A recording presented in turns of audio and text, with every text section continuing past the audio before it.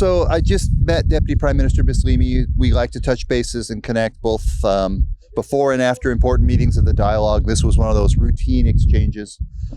You will have seen the readouts that the Special Representative Lychak gave about yesterday's meeting. There were some positive signs, and this was our efforts to talk about how we can continue to encourage positive movement. The position of the United States remains very clear on this. We respect the authority of the Central Bank of Kosovo. We understand it has the responsibility to govern and determine monetary policy for all the territory of the Republic of Kosovo. This isn't about the dinar. This is about the manner in which the regulation of the central bank is implemented, but we're concerned that the manner which is implemented, as my colleague Gabe Escobar talked about last week, we're concerned about the manner which is implemented could be affecting vulnerable populations, and particularly, but not solely limited to the Kosovo Serb community. We think it's important to change its implementation or enforcement to address those concerns, and our conversations on that continue. It's good to see that there are opportunities for both Kosovo and Serbia to provide some thoughts on how that can be done, with follow-on meetings next week under the responsibility of Mr. Lychak. We welcome all that. Has Mr. Bislimi presented to you the proposals that are going to take into the table on Friday? He did not propose, he did not give me specific proposals. I think the government is still working on them as is appropriate. I did want to share our views, which I've consistently done, because we want to be constructive in this process, but we think it's a very important issue to be addressed. A fundamental point is we believe that each country should be free for itself to make its own choices for the alliances and the organizations that it belongs to.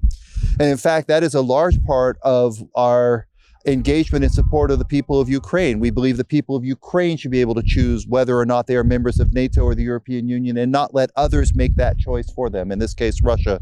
And we are doing everything we can to stop Putin's brutal invasion of Ukraine on this issue. But this fundamental point that countries get to decide for themselves their security arrangements, their alliances, their relationships, is a fundamental part of American foreign policy. Now, taking that to the region, we welcome and are very aware that Kosovo has made a choice that it wishes to join NATO someday. And we do everything we can to support that goal. We believe it would contribute to regional stability and security. The United States has invested a lot of energy and effort to support the people of Kosovo and support the Kosovo Security Force as it continues its transition to a NATO interoperable multi-ethnic territorial defense force subject to civilian control. We've put in a lot of effort. We do training, equipment, exercises, sales of armaments and equipment to support that goal. That remains our goal.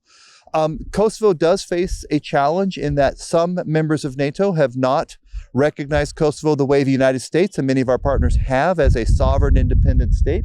We want to see that change. We want to see Kosovo's future in NATO advance. Kosovo aligns pretty well with NATO with regard to values and with regard to institutions. So it's more of a question of getting these outstanding issues resolved and seeing it advance. We fully expect to see Kosovo as a full member of NATO someday, and we're working towards that goal. So I think that's all I can say on this issue right now. I would dispute those who want to make comparisons and contrasts of who is standing where in relationship to whom. There's an enormous amount of engagement advancing Kosovo's security, including, if it chooses to exercise it, and as it does, its right to move towards NATO membership. On your second question, on the question of recent perceived or real threats, I can only say this: the United States has stood firmly with the people of Kosovo for an awful lot of years, and particularly indirectly in response to any threat to the territorial integrity or security of Kosovo, and that remains the case. I'm not done. Kosovo has the benefit of a large NATO mission here, unique in the region, and there's enormous security guarantees associated with the presence of a NATO force. A NATO force that includes several hundred American soldiers standing with NATO allies to ensure freedom of movement, safe and secure environment, and is a complete deterrent to any sort of attack that people are concerned about. I can only say that our commitment to Kosovo security, the security guarantees the United States has provided, remain as strong as they ever have.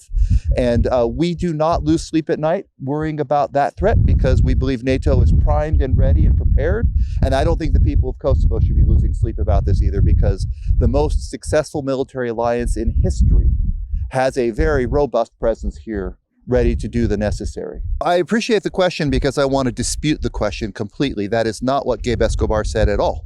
What he said was the Council of Europe issue is an important issue, and there are some European countries that have talked about these additional circumstances. He was not laying out a position of the United States of America. So I don't have much more to say.